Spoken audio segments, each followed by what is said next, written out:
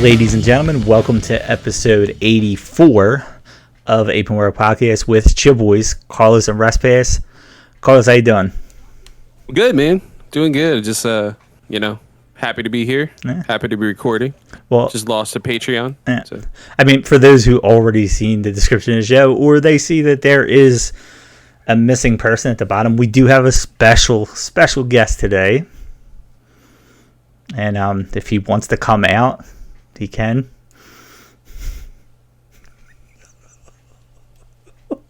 Podcasting has more than one royal family. Oh, man. In my soul. That was not worth it. Yes, it was. So for those of you who don't know who that voice is, that is my old co-host, Walton. Walt, how you doing? Give me a second to get my headset on. What you took too long doing that. There we go. There we go. Hey, can you hear me? Yeah, me? Yes, we could hear you before. Okay. Yeah. Love testing stuff out live on podcast. Hey guys, how you doing? Good. It's your boys. Respass. Wait, sorry, wrong thing. I kept the intro. That's the joke. Like Peachy was just under the table sometimes, like oh shit. See, I was gonna say Respass, Carlos, and Walt, but you wanted to do this, so that was funny. I thought about it all day. It's a good joke. It's a good joke. I'm gonna give it to you. But I bought the Codebator for this episode so that how Cody has it as well. I felt like it was appropriate. It's well, this is a very special episode, not only because Walton's back, for one night only, probably, but also it is to talk about an event that I did not intend on watching, and I can thank Twitter and other people on getting me to watch, and that is WrestleMania 38. It was actually good. The stupendous WrestleMania 38. No. It was fun. It was not stupendous, and every time somebody said stupendous, I kept thinking they were going to say stupid. But some parts are stupid. It was good. It was good. I feel like if you took the best of both nights, it could have been great. And I guess that's all you really can ask for out of WWE nowadays is to be pretty good. I thought it was fantastic. I thought night one was better than night two. By leaps and bounds. Agreed, but I also think night two had very high points that were like counteracted for the low points that were in it. That's why I texted Respass and be like, hey, I want to talk about this because it was super fun. And I'm like, hey, are you guys doing a recap show or anything like that? And we did it just for you, Walt. Yes. Thank you. I'm honored. But yeah, now I know you wanted to kind of do like a Peaches Pit style of, I don't know, words with Walton or whatever the fuck you want to call it. So I'm not quite sure. We have not actually prepared for this in the least bit of knowing what you even mean by that, because Peachy was asking us random ass questions about life. Do the same thing. Oh, okay. About WrestleMania or just in general? In general. Let's talk about WrestleMania. Okay. So this is a WrestleMania. This is a WrestleMania recap show that is kind of hit. If we get through fast enough, we'll do a couple Peaches Pit. Okay. Words with Walton, I guess. Words with Walton. Okay. All right. Yeah. Well, then we'll try to jump through it real quick. Now I'm going to ask you this live, and this is lovely. You want to go match by match? I mean, there's some stuff I think we can glance over real quick. You could probably do match by match, and if there's something to talk about. Okay. See, there's I have a gripe from night one that I want to talk about. Night two, and Well, then I'll start with night one. Then I will say this real quick. A funny little note. I noticed Buff Bagwell tweeted. He said something like, "It's a little crazy to think that the Cowboys cheerleader got a WrestleMania paycheck and Finn Balor did not." Ooh, that's a good one. Yeah, I mean, honestly, he was on that SmackDown pre-show. And that's what thrown out by Moss Cap or Happy Boss. Well, that's what we talked about. We said they kind of made SmackDown into the pre-show, and that's kind of okay. I mean, we actually went to a WrestleMania, in Dallas, which is crazy to think. Now this is like 6 years when this show kind of became a thing. And you guys and Cody Rhodes. Yeah. Just that length of time. Hey, and almost Villanova. Almost Villanova. That's true. Yeah. That's all my Villanova fans out there. Fuck Nova. They're not a city school. And North Carolina fucked themselves a second time, so that at least happened again. Kansas should not have won that game, just like Nova probably shouldn't have beat them. Yeah. So I'm going to run down real quick just so we don't spend too much time on the afterthoughts. I will say night one I felt like was the better night. I think we both said that, but I will say I felt like the first two matches felt like a pre-show to me, even though it wasn't. And we'll start with the Shinsuke Nakamura and I still don't, Rick Boogs, right? That's his name. Versus the Uso. It was not good. I mean, I understand, and the biggest problem is we don't know where they were going with the whole when Boogs got hurt. That's like that's we saw that, and it was just like, okay, that's what they were going for. Like he couldn't pick them up or whatever, but then he got hurt. That's a shame to start. That's how you start WrestleMania. Yeah. My biggest issue with that match is what they did to our boy Shinsuke Nakamura and had him dressed advertising this Mike's Hard half and half thing that they were going for. I didn't even think they would do that because they had the ads, but then I saw it and I got a text from Nick from Entrance Ramp. He's like, why is it Mike Hard lemonade guy? I was like, dude, there's commercials with them. He's like, what? I was like, yeah, there's a lot of dumbass commercials. I mean, if whatever they had planned with Boogs, I guess, went off, it would have made the match at least memorable for whatever he was supposed to be doing. He's very talented. And I'm assuming he would have taken the fall, not Nakamura. Like, I'm sure it screwed that match up a little bit. But I mean, I don't know. It was like I said, horrible. I just don't think it was great. It had like a SmackDown match. That's what I said. It had a pre-show feel. That's what it did. It felt like a pre-show match. So I mean, honestly, because we don't know how that match was going to be, I'm not going to spend too much time on that one. So then next we had Happy Corbin against Drew McIntyre. Oh God, this was interesting. I will say this, and this is like, again, I don't want to say like it. It was a decent match. I like Baron Corbin. I think he plays the character that he plays really well. I agree. It's just like he's doing a good job. It's just that the stories he gets put in aren't that great. Yes. I didn't realize it until afterwards, but I said it like kind of during it. I saw Corbin do End of Days, and I'm just like, okay, I guess that's the finish. And then I was like, oh wow, McIntyre kicked out. I'm like, that's surprising.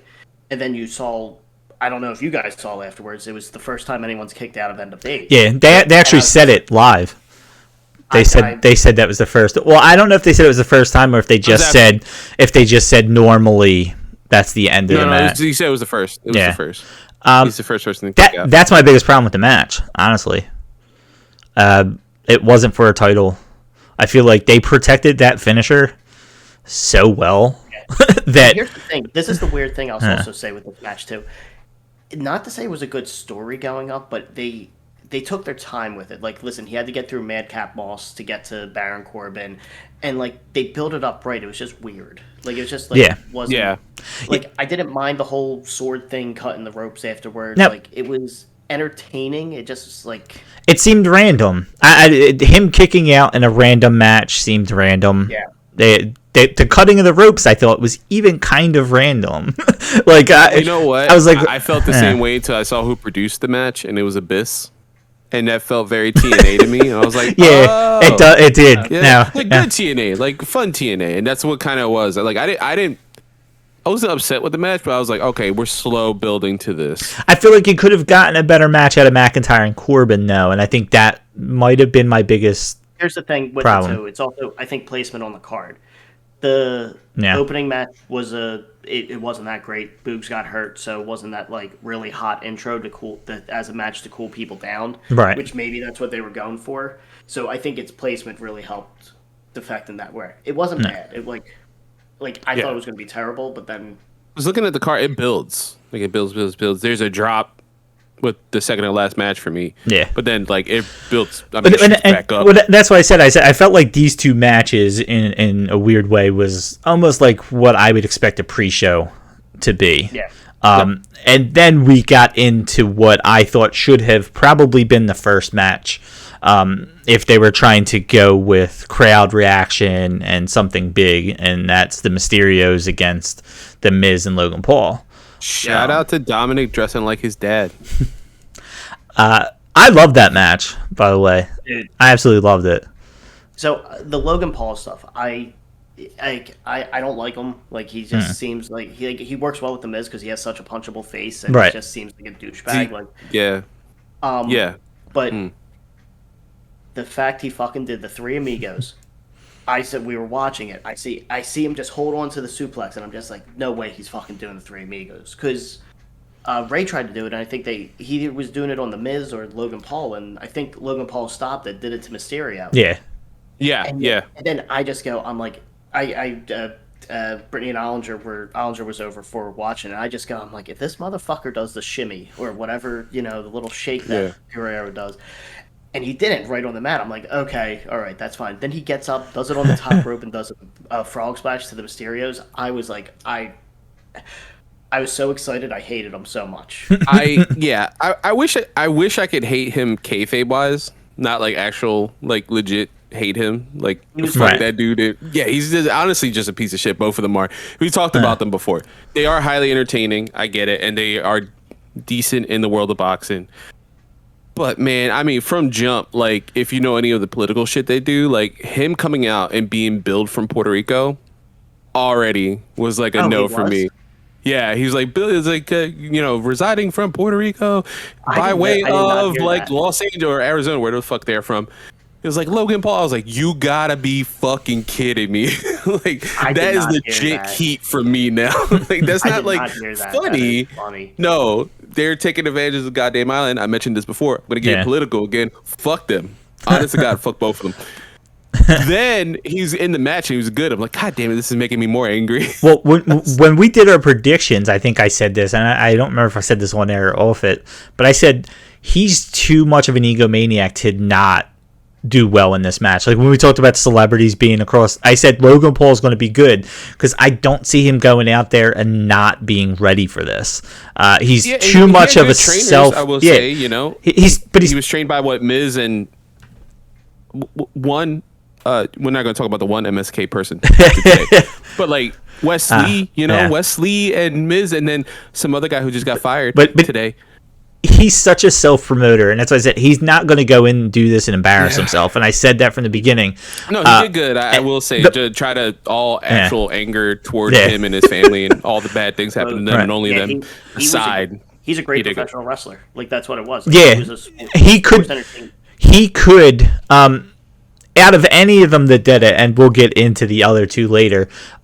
He not only do I believe could do this full time, he has the look to do it full time, and I think that's the other thing too, because he does have a nice build to himself as far as being a wrestler. The one thing I read afterwards was apparently he has it in his contract that he has to be a face, and people found that weird. Like that's why the Miz turned on him.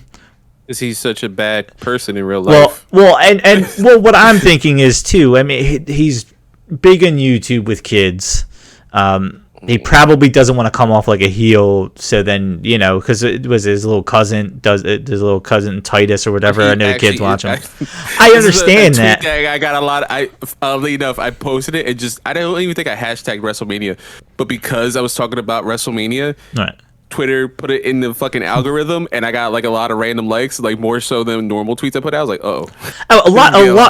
a lot more people hate him than don't hate him, and I will say that. But and I was like, why is he such a believable heel? I was like, because he's actually a piece of shit. But he's actually a bad person. I can understand that from his own mindset. That hey, I don't want little kids who probably watch me on YouTube more than anything. He wants to sell merchandise. Yeah, like that. And that's the whole come out the Pokemon card and everything. I wish it was the fun heel shit. I really was, but when you start off with that, I was like, Miz looks like the best face in all of wrestling. Man, they make themselves money. I just thought of something, and since I forgot we're on a video, are we doing Pokemon unboxing right now? Well, we could. Like, I could have walked in with my binder around my neck. There you go. Yeah. Like, just like. There you go. Show that off. Sorry, I'm turning this to a Pokemon card collecting podcast now. Sorry. No, we're doing it. Now it's Nerd Today. Now we'll switch to the Nerd Today portion. Well, now we will transition to my next note here, which is why are we getting a video package for Edge and AJ Styles, which is on the second night? Doesn't make a whole lot of sense to take up time with packages for a feud that's not on this show.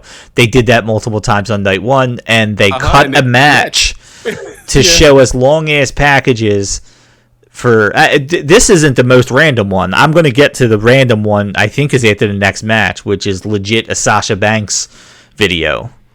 It was just talking about her, and I was like, what the hell does this have to do with anything? Mm-hmm. You're not sure. It's just like Sasha Banks. I'm like, what? Did you see the one that like there were no backstage segments this WrestleMania?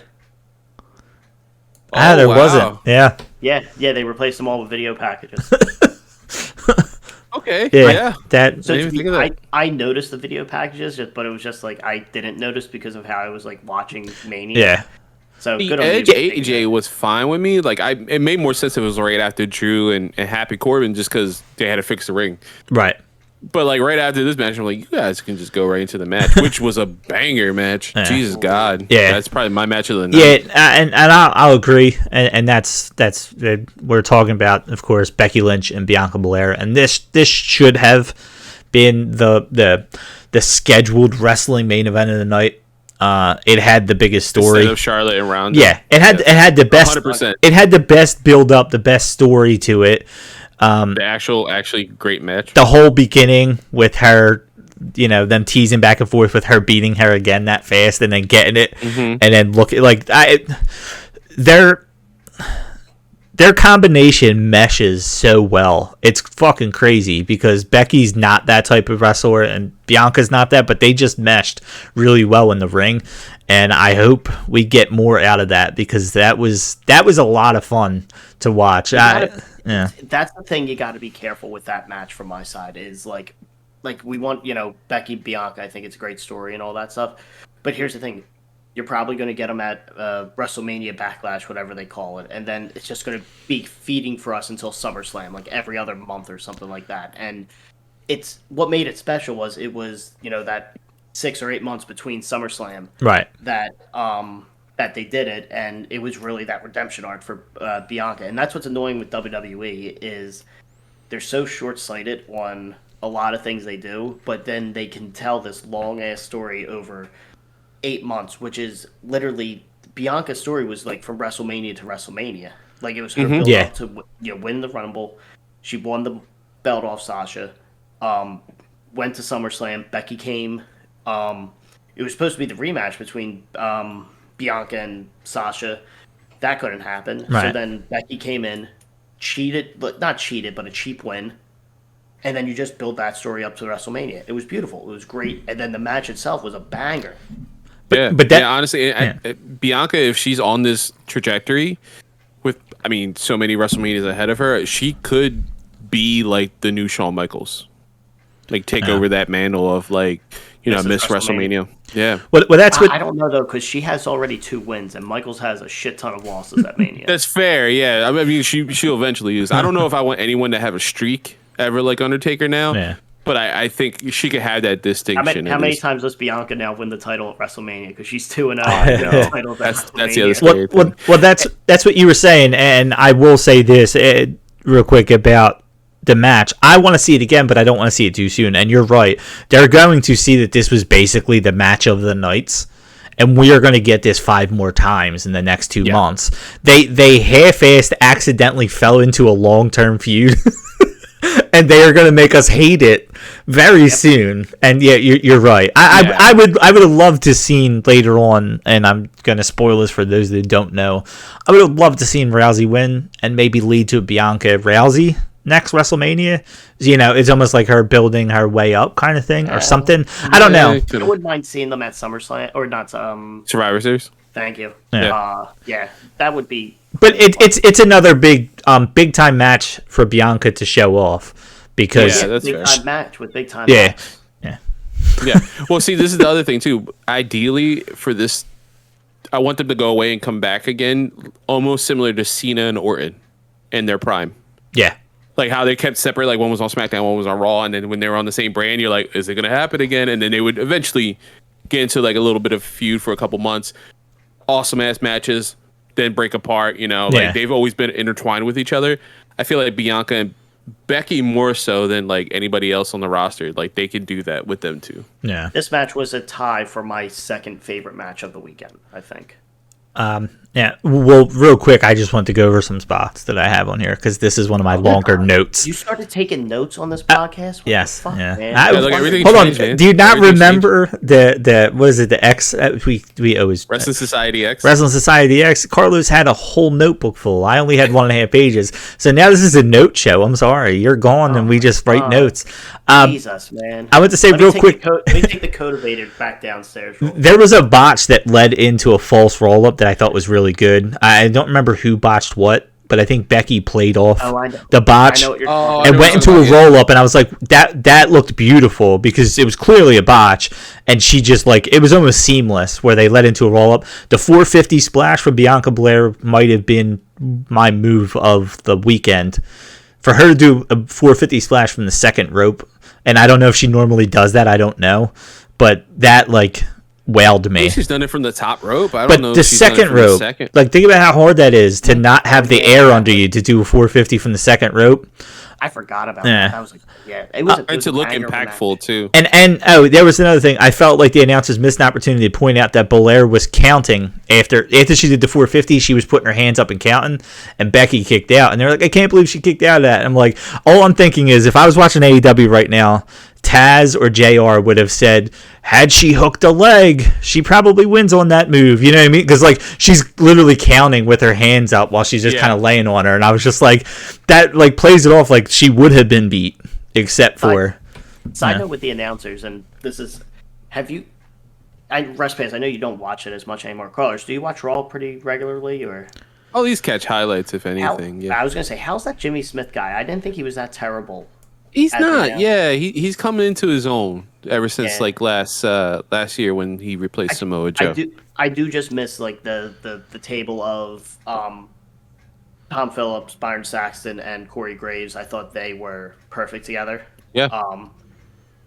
That was really the first time I've listened to him because he's not horrible. I mean, he does come from like MMA background doing that, so it did help a little bit. But yeah, I think he's adapted to the world of professional wrestling, like commentating. I think speaking of commentator, we started watching it's Beyond the Edge. I think it's on CBS. It's like after Survivor, but it's hosted by Mauro Ranallo.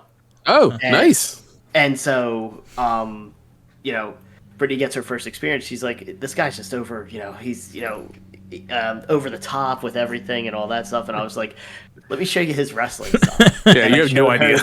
I showed her, I forget if it was from New Orleans or I think it was New Orleans. Yeah, it was because it was the 6-man ladder match where they just had a camera on the desk of just pointing to him and him going crazy. Oh, like, yeah. I was like, this is him in wrestling. And she's like, that makes sense. The only other thing I wanted to touch on in this match was that when Becky tried to go for like the flip and kicks Bianca in the face, like you watch that again, like I didn't realize it happened, and then I seen that she had the shiner, and when I went back and shiner too. Do you think that was real or was that a? No. Watch when Becky goes to do her. We saw that and we saw the kick. She kicks her right in the eye though. Like if you see it slowed down, she kicks right, like it's right in that eye. Did you watch the Raw after Mania?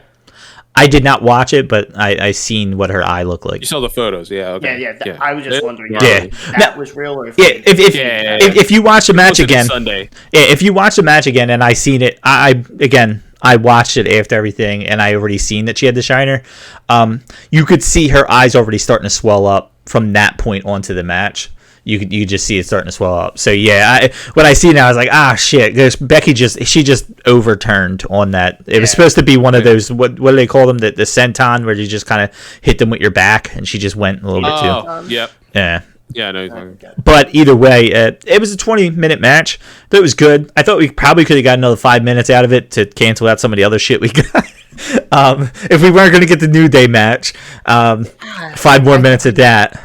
I don't consider anything like that as having shit so far. Like the New Day tag match, it wasn't bad. It wasn't like the best thing, but like it needed to be different on the card, I think. No, and again, it possibly ended early. The New Day tag match was that was terrible. Oh! You were saying it not being on the card. Was that what you're saying? On the yeah. I'm just saying. Oh, okay. You saying cancel out some of the other stuff. I was just like, up until this point, and even really the rest of the card, it's a solid card. Like, I don't think they needed to do more time for anything. I thought it was, like, again, match placement may have, like, this match maybe should have opened because it was a banger. Yeah. And then, like, you put the Usos in there in between a little bit. You start slowing down the pace and then pick it back up for Cody.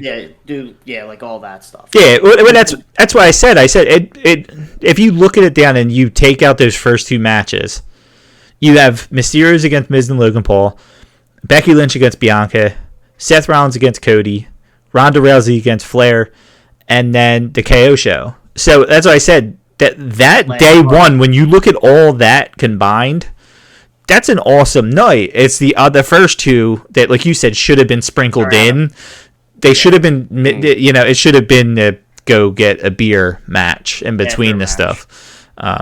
But so let's jump into the next matches. So okay, well, here's the Sasha Banks random thing that came after this match, and then now we got Seth Rollins and Cody Rhodes, which was they made him look like a star, man. I mean, it was expected. You know what I mean? It wasn't surprising. The biggest surprise, I think, for everybody, and it had been rumored they were going to do it, was that he legit has everything that he had in AEW.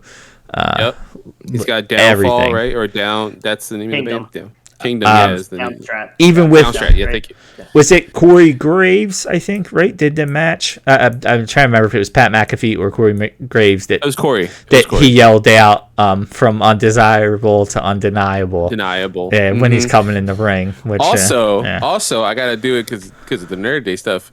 He made a quote from Ocarina of Time. I saw that afterwards. That was fucking phenomenal. Did you catch that live or? I did. I was like sitting there. I was like, why does this feel familiar? Like, this literally just actually feels familiar. And I was like, it was bugging me. And then it wasn't until like the next day where they put like Sheik going and talking to Link. I was like, oh my God, yes. You know what we're talking about, right? Have you played Ocarina? I don't remember, honestly. Probably. So Cody's like a giant Zelda fan. Like, that's literally his tattoo on his like ring finger. And I'm trying to find the quote because I want to. I know that's listed as like one of the best Zeldas, right? It is, yeah. Is that I'm trying to remember what system. Nintendo 64. It was 64. Okay. Yep. I don't think I ever had the game. I did have a friend that had it, and I did play it, and I remembered liking it, but I only played it very sparingly. That was Chris Casper, Walt. I was gonna ask who. Yeah. That's the name. Yeah. So there you go, Chris. If you actually watch his stuff, there goes the name drop, Chris Casper. But yeah. And here's the thing. This is what was awesome about it. I think is what made it even better afterwards. Is it was a hell of a match. Like, you go from that women's title match to this match to where they went all out. Cody did the Cody Cutter off the top rope to him. Did the kick. The cartwheel flip with the Stardust stuff. It was great. I was so emotional. You can see it in his face, him doing it, and like Corey had a good line there where he's like shedding the past. Yeah. But it was.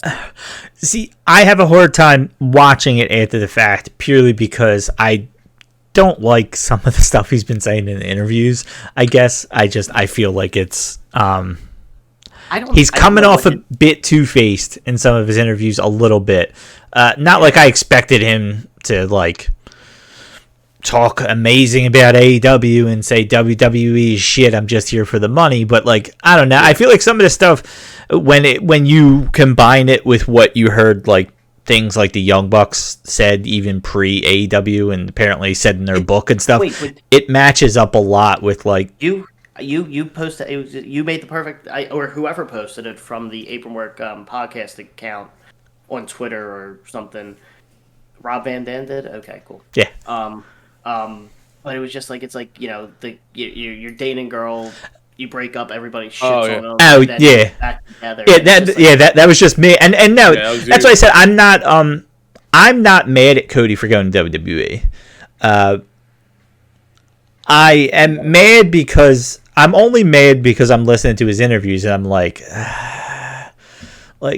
you sound back with a lot of stuff that he said. Yeah, that's all it really is. He could have owned up and said, "Hey, I was with a new company. We had to," you know what I mean? I don't know. I just feel like I feel like it's coming off as disingenuous a little bit. It was a little better on the bump, I will say, this morning. Like I was watching a little bit of it. And he mentioned he's like I did something great over there. He's like, but I wanted to come back to this. And he's like I'm so happy what we did over there. It's like the honeymoon phase, like, and like this is where it's just like the reasons why he left made sense because of like, you know, the character stuff and everything like there, and you know, if he has creative control and he's not getting a script or anything like that, he's going to be fine in WWE. But how it always seems like it ends up playing, and it's just like I hate shitting on WWE just like for it. It's just like they're going to take it over in 6 months, right? And he's going to be, you know, it's going to, you know, he may put just another guy. Yeah, just another guy, and like it to me, it again, I'm not Cody. I don't know him. If he wants to sponsor the podcast, you know, he's please do. I will gladly take your money. Carlos Cheap's plug-in for getting someone to sponsor. 100%. Oh, I was drinking Yingling. So if we ever question if Walton actually listens, there you go. He knows about the cheap Foley plug. The match was very good. I think I even wrote down that it would have been like a really good Monday Night Raw main event, which I don't mean that in a bad way.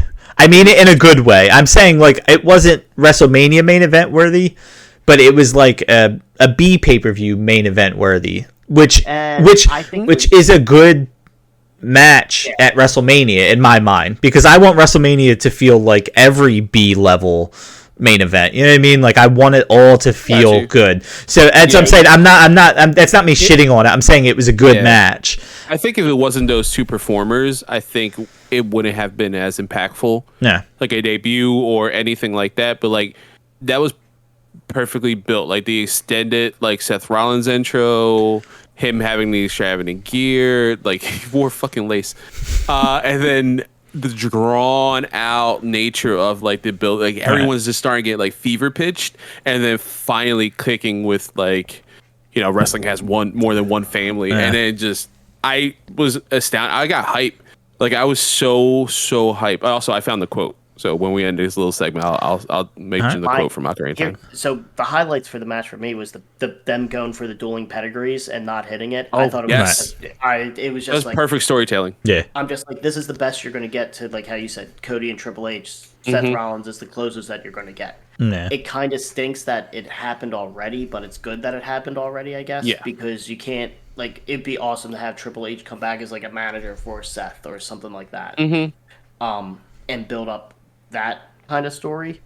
But the dueling pedigrees, I was torn about them hiding the debut until WrestleMania, because again, in WWE style, I am always second guessing myself. This is the same thing we may have talked about at WrestPass when I did my last podcast with you for the Punk, when Apron Work kind of resurrected, right?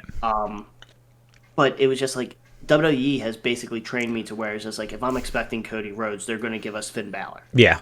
Which is, like, again, it's like Rey Mysterio getting booed at the Royal Rumble in Right. Pittsburgh. God, I remember that. Ryan. It's just like, the crowd's going to boo Finn Balor when, no, like, we're going to get Finn Balor, Seth Rollins, that should be great, but it's just like, that's not what we wanted. When Punk debuted, it's just like, WWE has trained me to be like, okay, they're setting up for all this. Yeah, they're T. Marshall's going to pop out. They're trying to sell out. They're trying to sell a Chicago crowd out, and they'll deal with it after the fact. Yeah. Now, I was very torn about it. I'm just like, all right, are we actually going to get Cody? Because me and Ollinger were sitting on the couch watching and talking about, okay, who's it actually going to be if it's not Cody? Like, is it going to be Finn and everything like that? I'm like, they can't do that.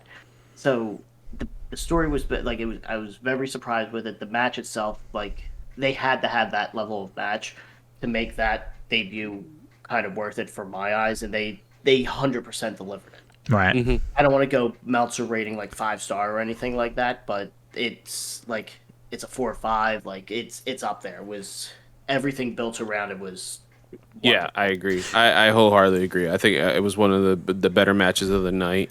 Yeah. And I think it was purely on, I think, like, the talent in the ring was great, but this is one of those like old school WWE matches where when you think of WWE, it's like that. It is that entertainment aspect. This was storyline. There was so much storyline just told without speaking that it was perfect. Every little thing, like every little jab. Seth saying like, "Welcome to the big time," like, "Welcome back to the big times, bitch." Like That was awesome. Again, Cody doing the Stardust thing. That was awesome. Everything, it was just perfect. He also did. I always appreciate it when he does the little gold dust slide. Oh yeah. Always gotta love that. And that's, I think, I'm unfortunately saying the fact that I already seen the interview before I seen the match, and that's had I seen the match first, I think my feelings on the match would have been a tad bit like, you know what I mean, like it wouldn't have been. I felt like I would have felt better about the match had I not seen the interview first, and that's why I said, unfortunately, if I went in there with a clean slate, I probably would have fell in love with that match more than I did, and I still liked it. It was not better than Bianca and Becky in my mind, but it was good.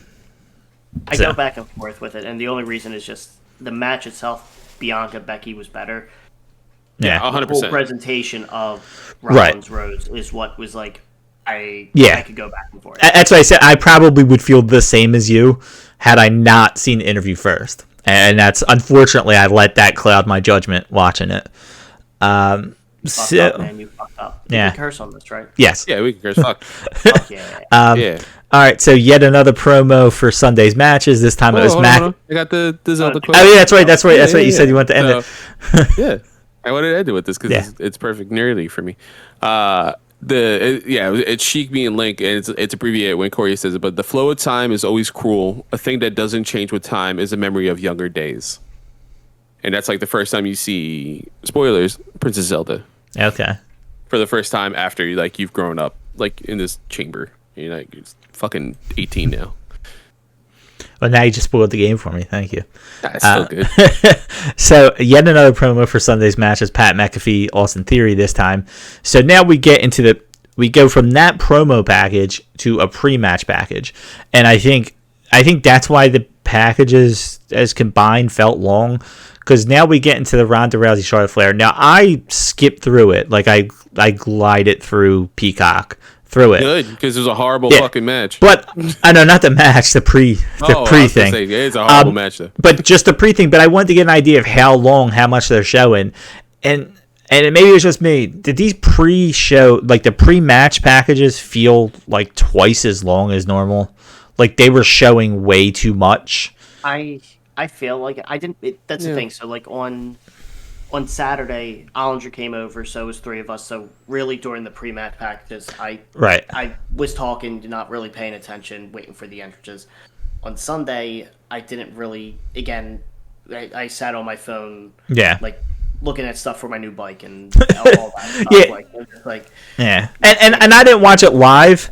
I just like skimming through it. Like even with Ronda and Flair, I was like, "Are you showing every bit that they did ever since Ronda Rousey's been here?" Trimmed. I wish they were like half the time. Yeah, you can have a more effective. So that does not help. That 2-hour pre-show was this. Yes, and that's always my one annoyances now with WWE is, listen, WWE is great for their pre-show practices. Rest Pass, you and I have said it. Mm-hmm. The Cena Miz one from Mania. That's what I was just about to say. Is literally one of the best things ever. Yeah. The Michaels Undertaker packages are all like fantastic. What's it? Is it Mania 19, the My Way package with Austin and Rock, or is it 17? I forget. I forget. Devin? Whichever, the My Way package. They're great, and I want to sit there and watch them. But the problem is they put them all on the pre-show, so I've seen them all. So you don't have this build-up and excitement before the match to listen to it. So and the unfortunate thing, if you watch Raw and SmackDown, you've already seen this package on Raw, SmackDown, the pre-show Saturday night for the Sunday night match, and then you got to watch it before the Sunday night match. I'll be back in a second. You guys just know Charlotte Flair and Ronda Rousey worst match of the both. Okay, all right. It just, I don't know, it just felt extra long, and maybe it's because they were trying to fit 2 nights worth, and I feel like they had less matches for the 2 nights than normal. I feel like they may have had a WrestleMania card this big in one single night. Like our Mania card might have been this big. Yeah, but that's what I'm saying. When you split it into 2 nights, I don't know. I just feel like the packages were long, but I also think it's because of it was all packages. So you watched videos for 10 minutes, right? Essentially, yeah. The McAfee, the Austin Theory package, and then that one. Yeah. I didn't mind the match. I was asked the question while we were watching it. I think Charlotte Flair is one of the best on the roster. I know I agree. She has the stigma. She always has a title and all that stuff, but I just think she is so damn good, especially for someone that wasn't going to be a wrestler. Right. And I love seeing her in these spots. Like her Ronda Rousey. I wasn't a fan of Rousey winning the Rumble, just because I didn't like. I was. I don't know. Like I didn't like the return. I didn't like that it was Rousey and Lesnar that they won the Rumble. Yeah. I don't know. I mean, we talked about it in our post Rumble match. Like, that is the one to get most eyes on the product. And that's why I said to Carlos, I have different eyes on WWE now because I don't watch it. That I'm like, you know what? I get it because I wasn't excited for Mania, and now I know you're going to get Rousey and Lesnar in high profile matches. I'm a little bit more excited about it because honestly, I don't care about I don't know who the hell Madcap Moss is. I don't know who Rick Boogs is. Shinsuke, I'm surprised they still let wrestle. There's just like I've seen too much with WWE that I don't have hopes for it. So I know they're at least going to make it a big deal if you have people like that in the matches. So that's where I was. You saying about Charlotte Flair, one thing I noticed about this match, and unfortunately I did watch this match from beginning to end. And I say unfortunately because I always thought Charlotte sold better. And maybe it's because Ronda only does certain things. It's like, I don't know. I don't even think it was a selling. Honestly, I think the problem with the whole match is, and I didn't, obviously there's a shitload of botches. And some would be fine, but like, it just felt like Charlotte was the only one in that match. And then I was talking to Nick, who used to be from Entrance Ramp, and we were talking about it, and because I mentioned like someone on Twitter, I'll mention his name, Tom Neville, who we went to school with. Oh man, he was like, "Well," I was like, "Dude, I don't understand. Like, this match is horrible. Like, Charlotte's a good worker." And she's like, "He's a good worker when she works with like Sasha, because she's a bad worker normally." I'm like, "No. She's legitimately good enough to be in the position she is. I don't want her to have as many wins as her fucking dad. Like, really belt wise, but that's." Whatever. I mean, she deserves most of those championship wins. You know what I mean? But Ronda and Nick hit it right on the head. Does not feel like she wants to be around this time. Oh, and real fast, I realized like timing wise, based off that, we're not going to get to the words with Walton segment. I don't think, just because we still have to get to night 2. Right. So I'll ask the question Carlos just asked right now. What will Charlotte Flair have? Will she have more title reigns than her father, or will she have more divorces than her father? Ooh, title reigns. Title reigns. I feel like she found true love with Andrade. No, she at least has one divorce with Andrade. So that's 2. That's not bad. I say, well, hold on. What does she get closer to? I'd say championships. I don't think she reaches either. So. I don't know. I tend to agree about the Ronda thing, and that's the one thing I said. I hate the fact that she is disinterested right now, and I think the fans turning against her a bit jaded the shit out of her because she was genuinely happy to be in the WWE. And she tried her fucking hardest when she first got there. And again, it's not. It was good. It showed. I liked it. Was not her fault that WWE wanted to ride that fucking wave and had her win everything. You know what I mean? She was genuinely a fan there trying to become a better wrestler. And then I feel like she got jaded because the fans, and I don't think she expected that. And then now she went away and they're almost like, hey, we still have you under contract. And now she's kind of like, not Lesnar now, but Lesnar when they first brought him back, where there was just something off about Lesnar when he was there, and you could tell they were just throwing him a boatload of cash to show up, and I feel like that's where she is. That's the issue. That's like Lesnar. But actually funny, I was watching, speaking of like Lesnar when he first came back, like on Peacock, they were doing like best of Mania matches or something, and they were showing the Triple H Lesnar match from 29, I think it was 20. It was the New York one, and Lesnar had a different vibe to him than what he does now. Like, and even like in the last couple of years, to where like he would just, it just looked like he was thrown a lot of money, and like that's it. And so, and that's what that's what fun now, and it shows. But that's where Ronda is now. You can tell that she's doing it either because of contract or because they're just paying her a shit ton of money. Who knows which one? I think she wants to get into it. But it's something. She's looked always off. had thin skin though, even in I'm sorry, not WC, Yeah. UFC. She's even like in legitimate fighting. She's always had thin skin. Like she cannot take any criticism whatsoever. Yeah, but whether that's everyone's human, and I get it. That's not when you get into these. If you get into professional wrestling, you need to have thicker skin. If you get into actual mixed martial arts, like actual fighting, I think that's neither here nor there. Like your actions in the ring actually speak for you. Right. Yeah, and again, it's like anybody. I mean, it's not like she was trying to get into it. They threw her a shit ton of money. Her MMA career was essentially done. So why not? If you're a fan of it and all that, why wouldn't she do it? And you could tell she just enjoyed the shit out of it. And I feel bad because I felt like she could have been, she could have been there at the top of this women's division for WWE for a while because she had that name value built into it already. I always agreed with her being in that Mania main event. Like, I think, Yeah, it'd be the 100% main event. You needed that name value to shine, highlight. She earned it. I think in that year she earned it. Yeah, 100% say.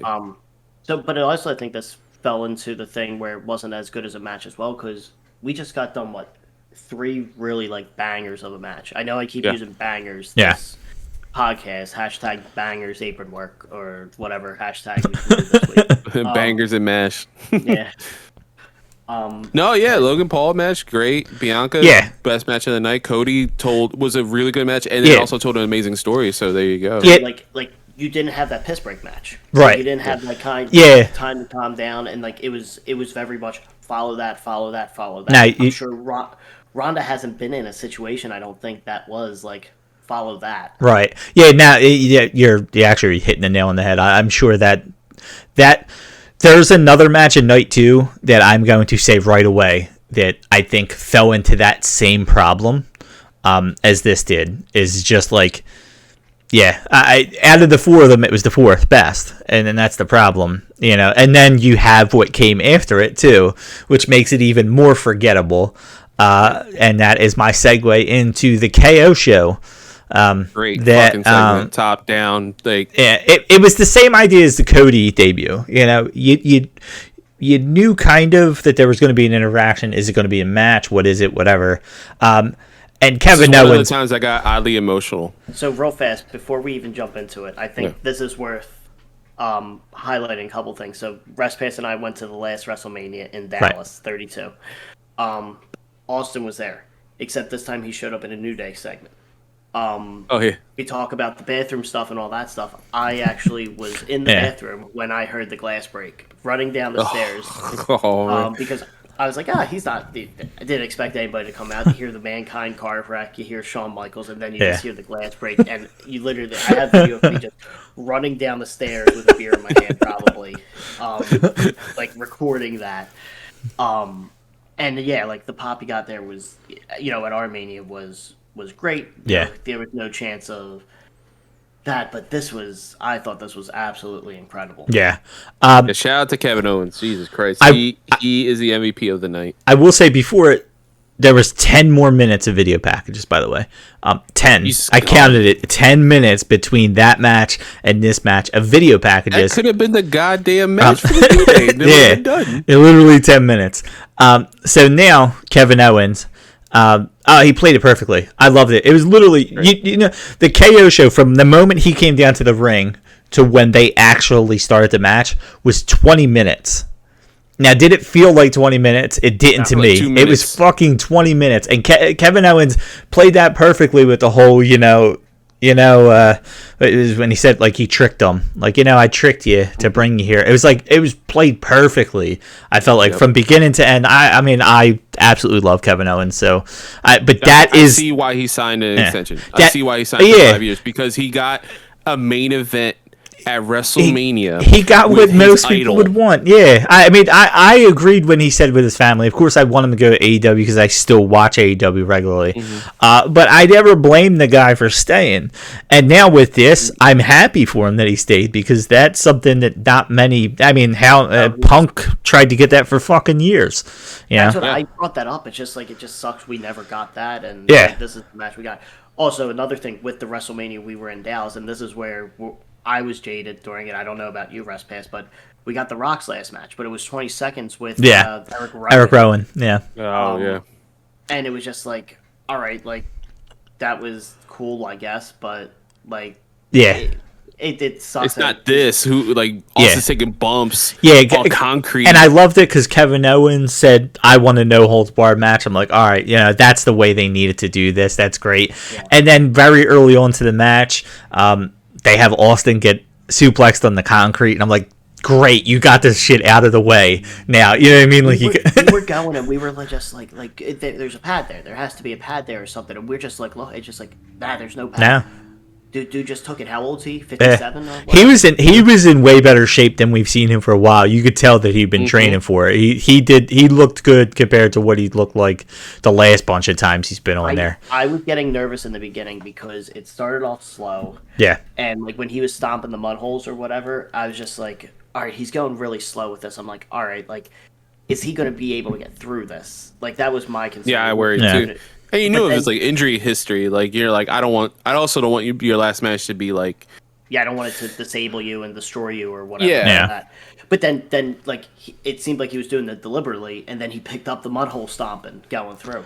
The only thing I wish I would have saw during that match, which I would have fucking went running down the street naked or something like that, just of how excitement would have been if he did the Luthez press into the punches. Oh my god, I was hoping for that too. He whipped Kevin into like the turnbuckle at one point. I think it was in the beginning, and I'm just like, oh, he's doing an Irish whip. I'm just like, can he bounce him off the ropes? Like, hey, can they do this? They didn't, but man, did they make like. They worked around Austin for that. No, like, was it a 5-star classic? Actually, yeah, I'll say it was a 5-star classic because it was nothing I was expecting. No, I was surprised at every step of it. I was surprised and happy. Yeah, entertained. Yeah, I got emotional, dude. Like I got emotional when Cody came out because his emotions like took over. But like I got oddly emotional, man. Just seeing like thinking about it because I remember hearing Kevin's story about like the first time he met Austin. With him and Sami Zayn in an airport. They happened to be in Dallas's airport going to a PWG show. And they ran across him. Like, he saw him. He was like, this is the only time I'll ever get to see this motherfucker. I need to talk to him. And he just, like, got to meet him. He took a photo with him. And he got to shoot the shit about, like, and Austin's like, oh, how's the independence? Like, we didn't really have that back in the day. We had territories, but, like, how's the independent scene now? Like, tell me about that. And, like, that whole thing. And he's like, I remember, I think Kevin says in the interview, like, he's like, that's the thing that sealed the deal for me. He's like, oh, I'm on the right path. Like, I need to be a professional wrestler. I need to keep staying this and doing this. And then he gets to wrestle him at the main event of WrestleMania. Like, legitimate wrestling match. Not like, obviously, again, it wasn't a 60-minute barn burner, but it was just like, I mean, it wasn't. Let's be honest, Austin, when he was in his heyday, wasn't going to give you a 60-minute barn burner. I mean, not an amazing technical match anyway. So to get to watch him drink beers throughout the whole thing too was like, it was great. Hilarious. The quad running up the thing with Kevin Owens, like, it was great. It was a gimmick match, but like, I don't want to say gimmick match, but it was just like they worked in all that stuff that worked perfectly for Austin. He looked like $1 million. He looked like he could still do this again, like this. He's reminded me of like Sting in AEW. That's probably the best way to describe it. Is like he's still going to be able to do stuff, not to the same level that he once was, and they're going to protect him. Like they're protecting Sting with the Darby matches, but Sting's still jumping off the turnbuckles, going. He's jumping off the fucking rafters. Yeah, this old ass man is just jumping off the rafters. Like, no, don't hurt yourself. And man, the beer drinking was so fun. Like, it was just we were trying to find night. That's the best main event. Like that you could expect. Yeah, it's one of those things where it's just like, you know what? Maybe Bianca should have main evented. It was the best match. I don't want to say best story on the card. Like, when you look at like what WrestleMania is, the year in wrestling, and it's the best story, that should have really like main evented it. But if this is the Austin match we got, this. Yeah, and nothing can follow that. And that's why I said Bianca and Becky should have been the main event scheduled match. This should have been last. It should have. It was not better in general but it deserved to be last. I would have killed for this 6 years ago. Exhausted at the end of the night, stadium, or even us watching, you would have been if you got Bianca and Becky. To what you said, 10 minutes of video packaging, and then this KO segment, I'd have been like, "Yo, I'm done. Yeah. Like, I need to go to bed." Yeah, we were there, man. It was WrestleMania 32 is. I love that it's widely regarded as one of the worst WrestleManias ever, just because it was like me and Respat. Like, I don't know if he's ever told you this, but we've always said like, you know, when Cowboy Stadium opened, obviously Eagles fans, for those listening or seeing not from the area, so fuck the Cowboys. Yeah. Yeah, fuck them. Like we always said, though, that stadium is. Yeah, if we're gonna do WrestleMania, this is it with the big jumbotron. When they opened it up, and there was this thing we said, if we ever do a WrestleMania, this has to be it. This has to be the one. And the planets align, everything. I just got a good enough. Yeah, I had just gotten a good enough job where I can afford it. You know, had they come a year before, we would never went. I bought a house like a couple months before. Actually, it might have been like a month before. Right. Buying the tickets for that, and I was just like, okay, I still think I can work this out, and we were able to go. And it's again, when you buy those packages for Mania, it's sight unseen for what the card's going to be. Right. And then everybody got hurt. Nobody was there, and our main event was Roman Reigns, Triple H, and we're booing, the stadium. But as you should have then too. Like the fact that this was just night one.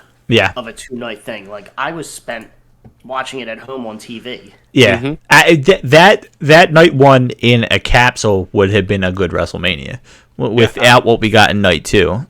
Because I know we're kind of running short on time, I'm going to run through these first two matches like really quick. We have now we're at night two. We had the Triple H thing, which was awesome. I thought it was a nice way to start off the night. Just glancing over that. Too. Yeah, I thought it was a nice little way to start off the night.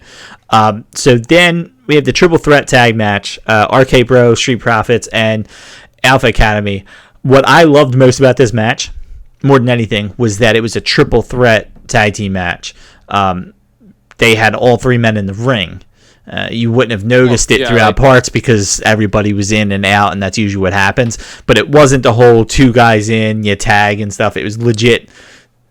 Each team had a legal man in, which I thought was interesting because you don't normally get that on these kind of tag matches.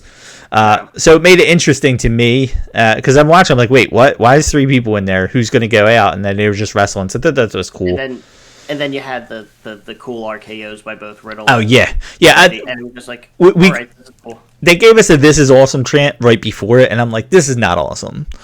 You might be excited for WrestleMania. That's great. It was a good kickoff match. It was a better kickoff match than night one.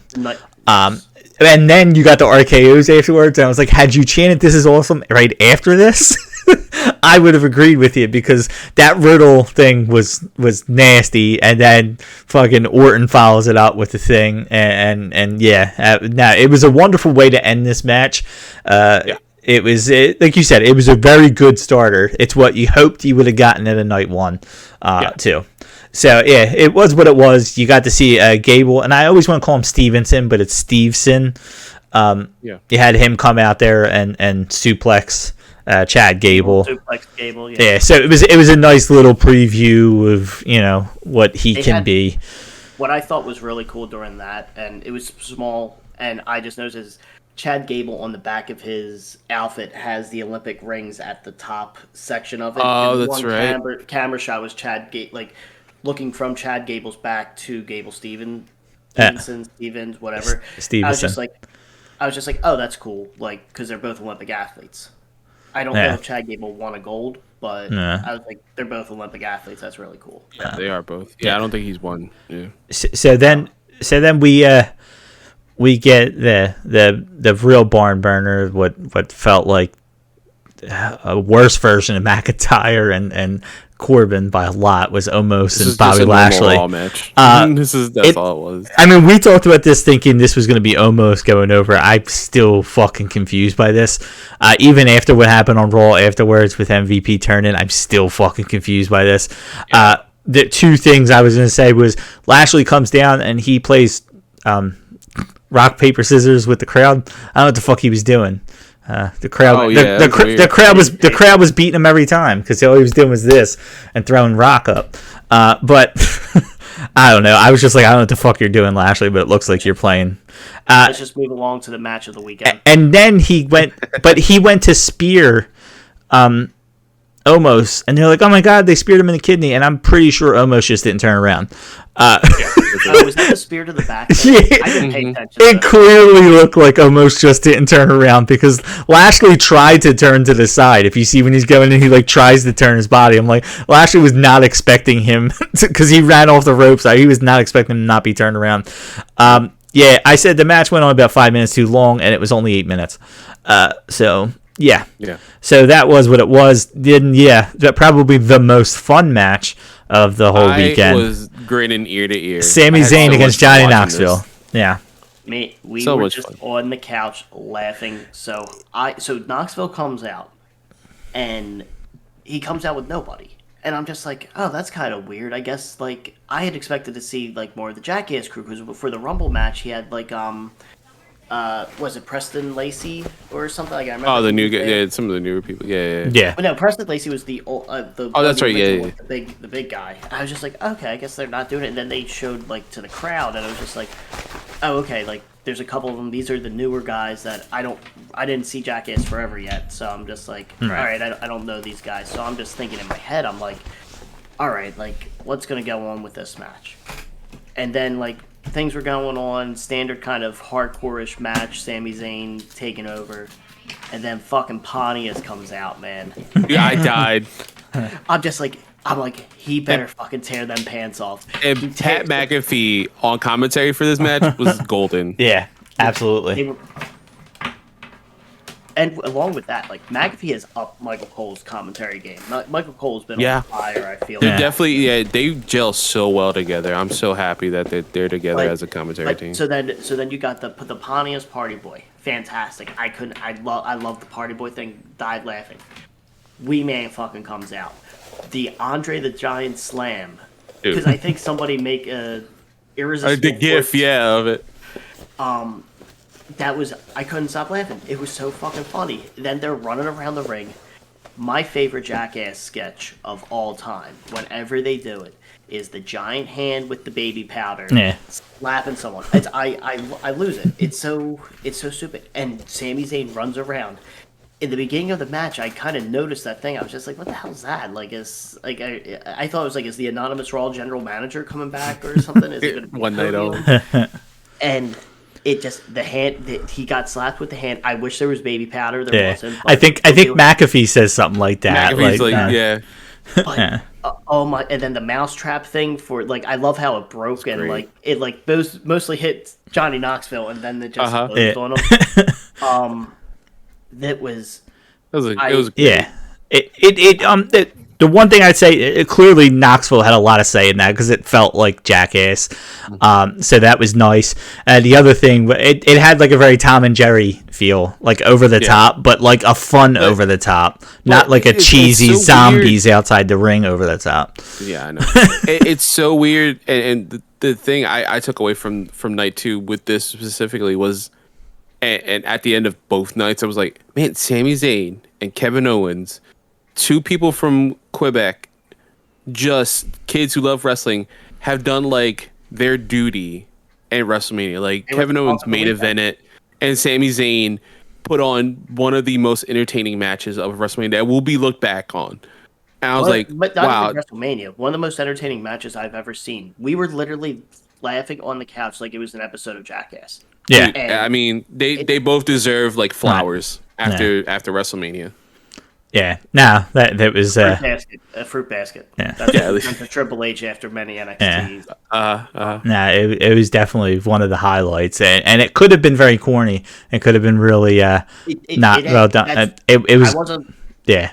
Not to say I wasn't looking forward to it. I was just like, all right, this is going to be stupid or whatever. And the worst part is you had Logan Paul and Pat McAfee also in the same WrestleMania. And I think that was the problem when we talked about this. I said, Knoxville can't live up in a wrestling match to either one of them. I knew Logan Paul was going to come out ready, and Pat McAfee's already shown us. So that was the other problem, too, was they needed to be different because Knoxville's not going to come out and be able to do a bunch of wrestling shit. We're sitting here praising Sami Zayn for it. Knoxville did just as well too. He did great. Off. Yeah, all like that. Yeah. The whole Jackass crew. The fact that they all pulled together. They it was wonderful. It was it was laugh out loud. It was funny. It's what I don't want to say it's meant to be, but it's just like you can have the Becky Bianca match. Super not serious, but like this is real. This is real story, and then you go the complete opposite side, and just it's a ride. Yeah. It was. Yeah. So I'm going to quickly go through this one because this is not worth our time. The entrances were the same amount of time as the match. The 4-way women's tag team title match, I wish it was something more than it was, but it wasn't. It was nothing, basically. I was just annoyed that they all came out separately. Yeah. I'm like, these are tag teams, and none of them came out as a tag team. Yeah. It just bothered me. The only good thing was Sasha finally got her win. At WrestleMania, that was about the only thing. I don't know. Unfortunately, it showed how they treat the women's tag team division. This was all lumped up in a match, and that was this also did not have a pre-match package. I think one of the few matches, if any, that didn't have one. So now we get to probably my most disappointing match of the weekend. AJ Styles against Edge. And I'm going to say this is the match I'm talking about. This is the problem with all the other matches being slow. The problem with having the Logan Paul match where they needed to slow down because he's not a wrestler. They slowed down Rousey and Charlotte. They slowed down Johnny Knoxville and Sami Zayn. Started off slow. Stone Cold and Kevin Owens started off slow. They played this as a methodical match. Just about every other match leading up to this was slow for different reasons. This needed to be higher tempo to stand out on this card, and it was just slow. Like, you would have felt like they were wrestling for the second time in the night, the way that they were already, it almost looked like they were both winded right away, and they weren't hitting each other with finishers. It was just like, I don't know, I felt like they were hitting each other with the stage. Oh, God, yeah, fucking AJ. He was pissed, man. He was pissed, like, through that. I would be, yeah. I can't believe. Edge, by the way, had, god damn, that entrance. His new entrance. Yeah. No, it was disappointing. It was disappointing. I think the plan would have. Because it's a setup. Nah. It's still a setup. It's the same for issue. an ongoing feud. Yeah. It's the same issue, RestPass, I think you had with Styles Nakamura at 34. This wasn't like this big end to, like, a finish that we wanted to see. It needs to be a blow off. This was the start of a storytelling, so that's why it ended with Damian Priest, interfering. Yeah. Which is great. I mean, I like that they're building a stable, but I didn't mind the ending. It was more just like it got lost in everything else because it was too, what they kept saying was methodical, and I'm like, no, this is just fucking slow. You can call it methodical all you want. I don't see either one of them working on body parts like you would hear methodical working. Mm-hmm. It just looks slow. I think I even wrote. I thought it was a good match, but not a normal match. It wasn't anything like WrestleMania feel. It was the same thing as Styles Nakamura for me. Yeah. I was expecting so much. It was the match I was probably most or second most excited for over the weekend. Same. The first one for me was probably Pat McAfee's match. Yeah. I was super excited for that. But I was just like, okay, this is going to be a great match. Two guys, different companies, their whole lives, they get to work together. And it's just like, it's that new Edge persona where he's a little bit, or what did Brody King posted, House of Black. Yeah. Now, like you said, it had match of the weekend potential, and it fell in the Charlotte Rousey territory, which that match should have been better. It just fell in that territory of the night. It wasn't overly comedic and funny and oh, cool, and it wasn't. It was disappointing. Yeah, horrible. The dad quote, but it wasn't.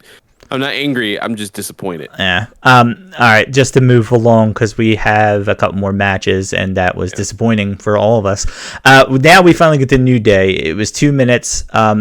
Butch looks like a little kid running around the ring. I fucking hated it. It was awful. Everything about it was and bad. This is horrible because I was like, oh, where the fuck is the New Day match the night before? And then it's like, all right, we're going to get the New Day match. Yeah. And then it was like, we got it. I was like, damn it. This is what I get for asking for something. I just think it sucks that it wasn't a triple threat tag match or a 6-man tag. I said that to someone. Yeah, it should have been. And I think once E got hurt, even in weeks in advance, like it just fucked everything up. They would have just been better off cutting this.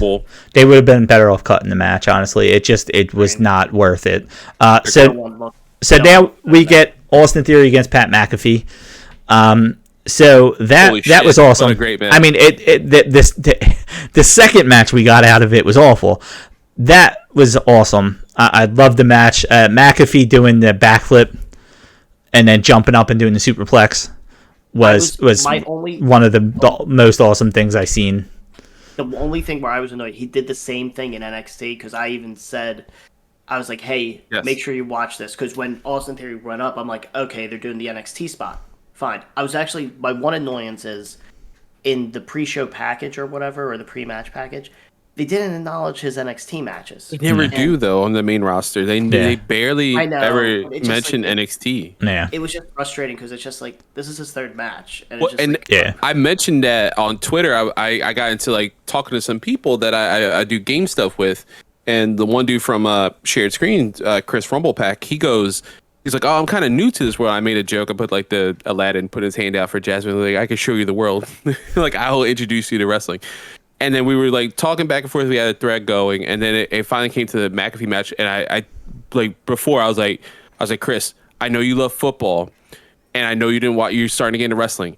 This is going to be an amazing match because Pat McAfee can go. He's like, are you serious? I'm like, and then some dude Aaron like right under was like, here's the highlights, and it shared the War Games like clip.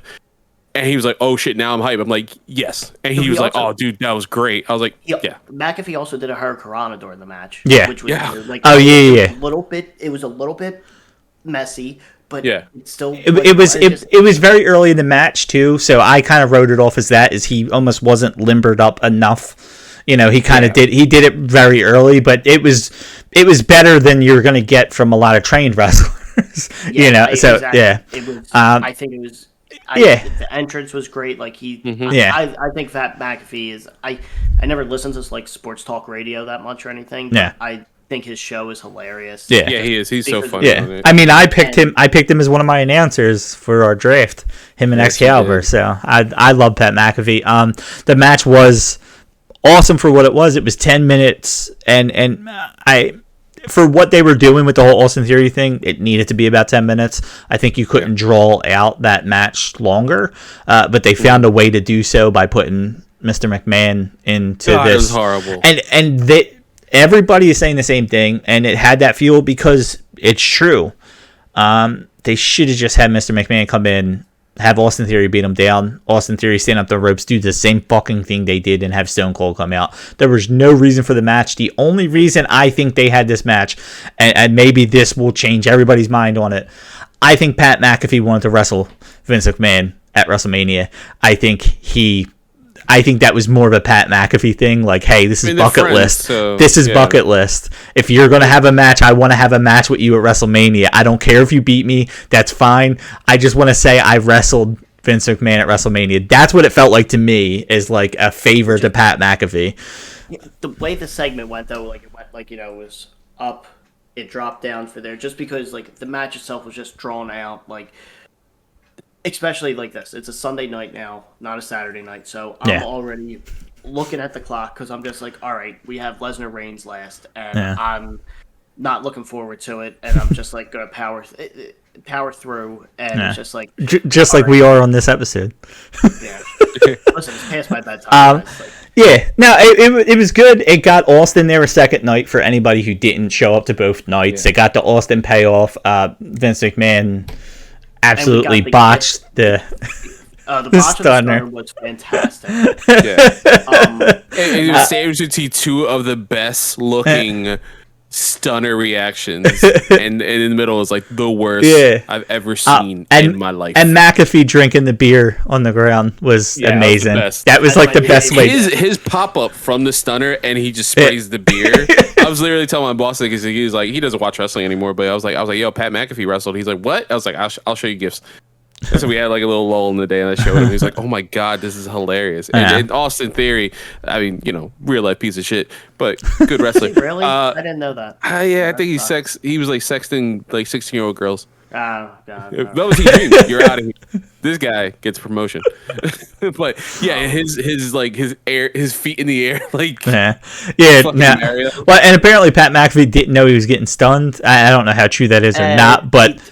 But he took it. Come on. I mean, he took it. He took it awesome. So I feel like he knew, because you don't react on a dime like that. He does a very good job on his show of kind of blending that like real life story to keeping keyfabe, like his whole like beef with Adam Cole, thinking Adam Cole's a piece of shit. And it's just like he gives all the backstage stuff, and he like but he keeps that going. He does a really good job of that. It still goes on. Like the fact that it still goes on. They still have a feud, and they're on two different companies. I love it. Since we're basically at the time that we had to end, we're gonna do this in like a minute, very quickly. Yeah, that's fine. Reigns and Lesnar was what. Was the old football quote? They were who we thought they were. This was what we thought it was going to be. Nothing more. Their matches, nothing less. I disagree. No, I don't. I disagree too. I feel like the ending got adjusted because Reigns got hurt.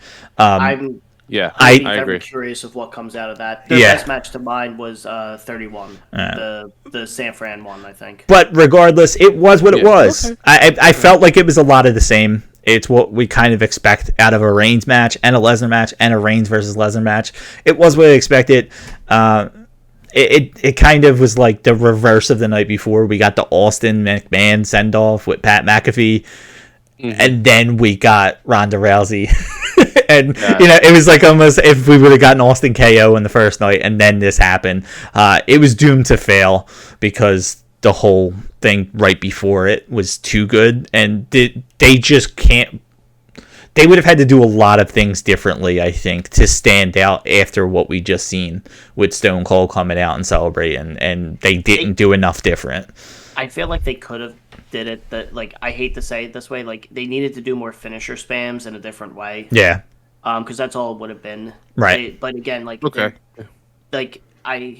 there could have been more there. It was just disappointing when I was just like, I stayed up for this. Yeah. Fuck. Yeah. Like that's where after a long weekend, like that's where. I seen this live because when I start work at 11, this was kind of leading into it. So I seen this and I seen the KO Stone Cold ones live before I watched the other shit. So yeah, it disappointed me. You know what's funny? This is where I thought it would disappoint me. I was oddly high on it. I don't know why. It wasn't the worst match of the weekend. Is correct. Like I mean, it is. I'm happy. I'm happy you enjoyed it. It's. I know my only issue was like the rushed ending, and then I honestly was thinking about it like after like the match right before bed. I was like, yeah, I think Roman's really hurt. Yeah, I don't think he was lying when he said it's out of the socket. And then there was another issue. You seen the time, and you thought maybe we were going to get The Rock because it's been rumored for so long. That was also weird. You see that it's almost like the Stone Cold KO thing happening. You're like, they're definitely going to have a fucking match. There's still 40 minutes. There's no way that they're going to talk for 40 minutes. It was the same idea. It ended. It was like 40 or something like that. And you're like, oh, okay. This is plenty enough time for him to celebrate. The Rock come out, all that, and it didn't happen. Overall, the best WrestleMania they've had, I think, in a while. And that was the coolest thing about it, and I know that's why Walton wanted to come do this. But yeah, it's one of those things where I was talking. I was like, I just had a lot of fun, to talk with you guys just about it. I had a lot of fun. Yeah, they had a lot more hits than misses. I feel like when it comes. I agree. So. And the fact that it was just like we're sitting on the couch, she's laughing a lot too, like especially the jackass. I was just like that was entertaining. It was so much fun. Right. Like that was my best. That's why I think when I texted you about when you read this, you said you're like I had to finish it. I was like my best way to describe it was fun. Yeah.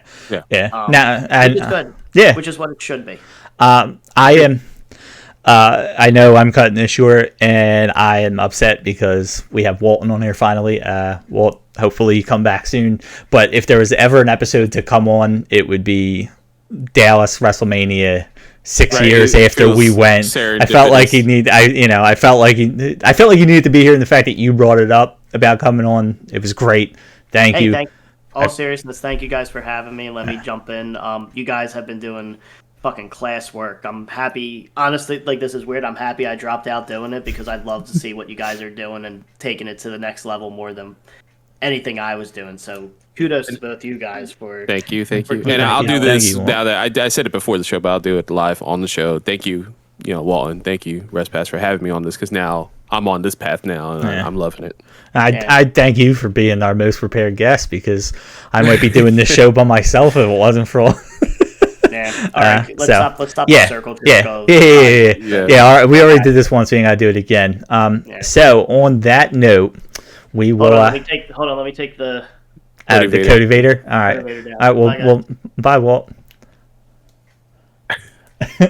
And there goes his Twitter handle. On that note, we'll see you when we see you. All right. My knees hurt. I'm too old. We'll be right back.